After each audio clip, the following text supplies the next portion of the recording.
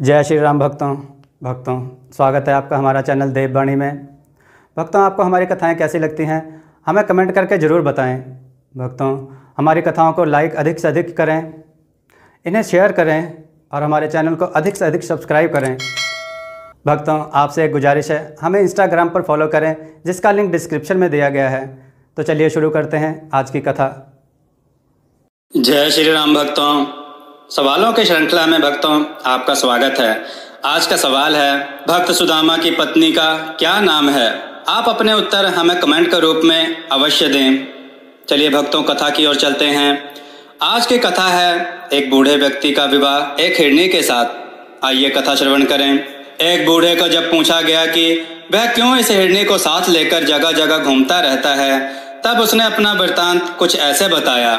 उसने कहा, यह हिरनी मेरी पत्नी है। जब यह 12 वर्ष की थी तो इसके साथ मेरा विवाह हुआ।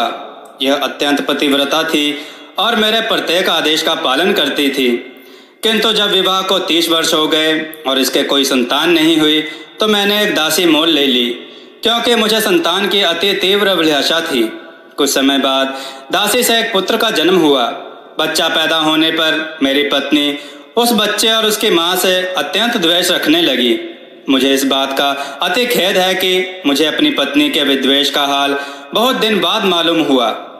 संयोगवश मुझे एक अन्य देश को जाना पड़ा। मैंने अपनी पत्नी से जोर देकर कहा कि मेरे पीछे इन दोनों की अच्छी तरह देखभाल करना और इसके आराम तकलीफ का ख्याल करना।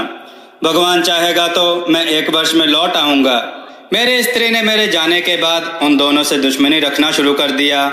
वह जादू टोना भी सीखने लगी थी। मेरे जाने के बाद उस दुष्ट ने अपने जादू से मेरे बच्चे को बकरा बना दिया और उसे मेरे नौकर के सुपुर्द कर दिया कि उसे अपने घर ले जाकर इसे खिला पिलाकर मोटा ताजा कर दे। इसी प्रकार उसने मेरी दासी को जादू के जोर से बकरी बना दिया और उसे भी मेरे नौकर के घर भेज दिया। विदेश से वापस आकर मैंने अपनी पत्नी से अपने पुत्र और उसकी माँ के बारे में पूछा। उसने कहा कि तुम्हारी दासी तो मर गई है और तुम्हारे पुत्र को मैंने 2 महीने से देखा ही नहीं। मालूम नहीं वह कहाँ चला गया। मुझे अपनी दासी के मरने का बड़ा दुख हुआ, किंतु सब्र करके मैं बैठ गया। किंतु मुझे आशा थी कि कभी ना कभी पुत्र से मेरी भेंट अवश्य हो जाएगी। 8 महीने बाद एक त्योहार आया। मेरी इच्छा हुई कि इस त्योहार पर मैं किसी पशु का बलिदान करूं। मैंने अपने नौकर से कहा कि बलि के लिए एक स्वस्थ जानवर को ले आओ।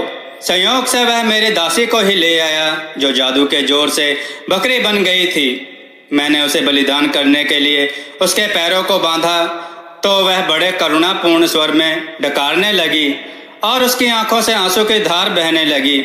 उसका यह हाल देखकर मुझे उस पर दया आ गई और मुझसे उसके गले पर छुरी ना चल सकी। मैंने अपने नौकर से कहा कि इसे ले जा और बलि के लिए दूसरा जानवर ले आ। यह सुनकर मेरी पत्नी बहुत क्रोधित हुई और कहने लगी कि इसे बकरी की बलि दी जाएगी। ग्वाले के पास इससे अधिक हिष्ट-पुष्ट और कोई बकरी नहीं है। उसके भला बुरा कहने से मैंने फिर छुरी हाथ में ली और बकरी को मारने के लिए उद्धत हुआ। इस पर बकरी और भी चीख पुकार करने लगी। मैं अजीब दुविधा में पड़ा। अंत में मैंने छुरी नौकर को दे दी और कहा, मुझसे इस बकरी पर छुरी नहीं चलती, तू ही इसका बलिदान कर दे।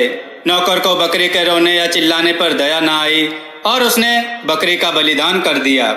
जब बकरी की खाल उतारी गई तो सबने देखा कि उसके अंदर सिर्फ अस्थि पिंजर मात्र है, मांस का कहीं पता नहीं।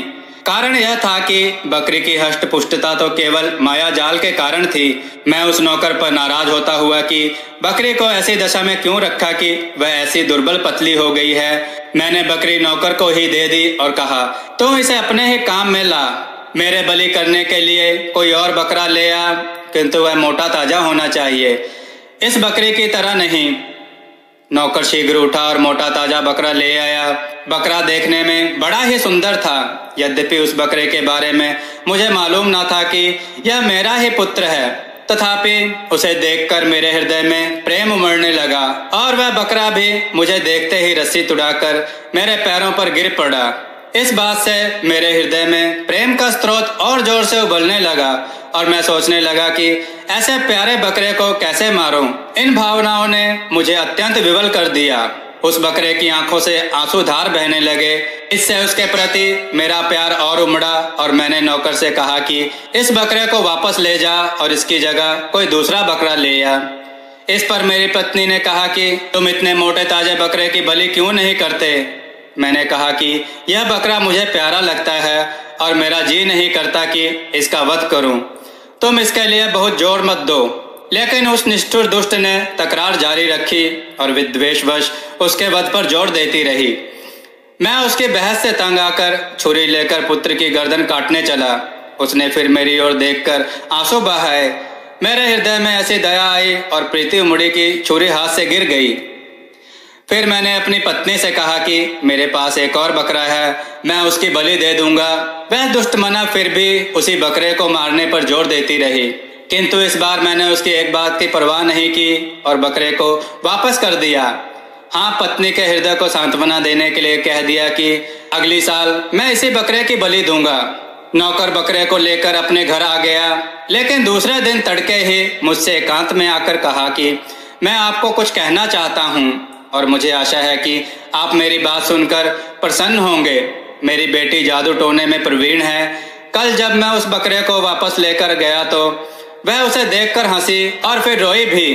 मैंने इस विचित्र बात का कारण पूछा तो वह बोली कि पिताजी, जिस बकरे को तुम लौटाकर जिंदा लाए हो वह हमारे मालिक का बेटा है, इसलिए मैं इसे जीता जागता देखकर प्रसन्न हुई। रोई इसलिए कि इससे पहले इसकी माँ की बलि दे दी गई थी। हमारे स्वामी की पत्नी ने सौतिया डाह के कारण इन माता पुत्र को जादू के जोर से बकरा और बकरी बना दिया था। मैंने जो अपनी बेटी के मुख से सुना, जैसा का तैसा आपको बता दिया। हे मालिक, अब आप सोचिए कि यह वृतांत सुनकर मेरे हृदय में कितना शोक और संताप उठा होगा। मैं कुछ देर तक मर्माहत होकर चुप रहा, फिर अपने नौकर के साथ उसके घर पर चला गया ताकि इस वृतांत को उसके बेटे के मुख से सुन सकूं। सबसे पहले मैं उसकी पशुशाला में गया ताकि अपने बकरे बने हुए पुत्र को देखूं, मैं उस पर हाथ फेरूं। इससे पहले ही वह मेरे पास आकर इतना लाड करने लगा कि मुझे विश्वास हो गया कि यह मेरा ही पुत्र है। मैंने लड़की के पास जाकर नौकर के मुख से सुना हुआ हाल दोबारा सुना और लड़की से कहा कि क्या तुम इस बकरे को फिर से मनुष्य का रूप दे सकती हो। उसने कहा, निश्चय ही मैं इसे दोबारा मनुष्य बना सकती हूँ।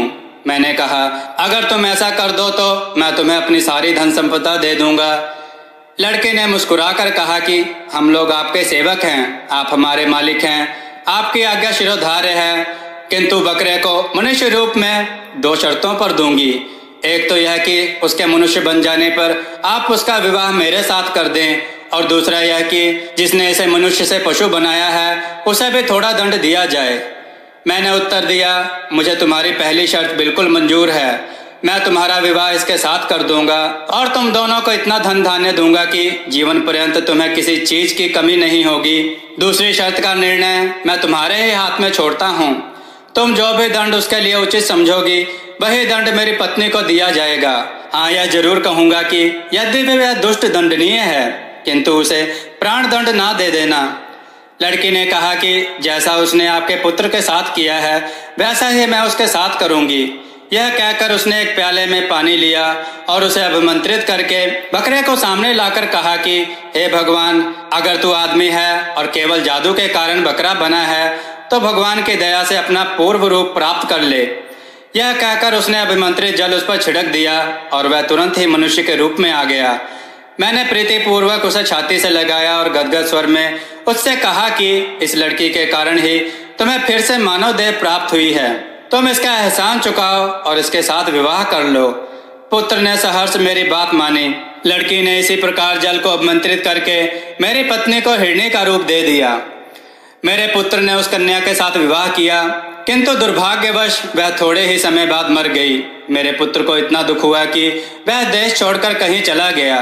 बहुत दिनों तक मुझे उसका कोई समाचार नहीं मिला, अतः मैं उसे ढूंढने निकला हूँ। मुझे किसी पर भरोसा नहीं था कि अपनी हिरणी बनी हुई पत्नी को उसके पास छोड़ता, इसलिए मैं इसे अपने साथ लिए हुए देश देश अपने पुत्र की खोज में घूमता हूँ। यही मेरी और इस हिरणी की कहानी है।